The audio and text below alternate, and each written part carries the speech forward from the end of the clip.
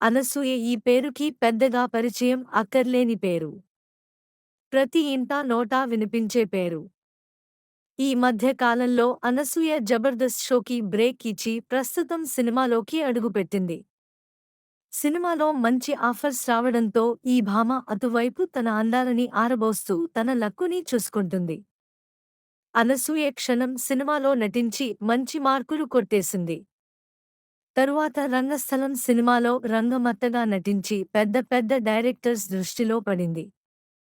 తర్వాత కొన్ని చిన్న చిన్న పాత్రలు చేసిన ఆమె అభినయంతో మంచి మార్కులు సంపాదించింది. ఇప్పుడు అనసూయ అయితే చాలా బిజీగా సినిమాని ఒప్పుకుంటూ తనదైన ముద్ర వేసింది.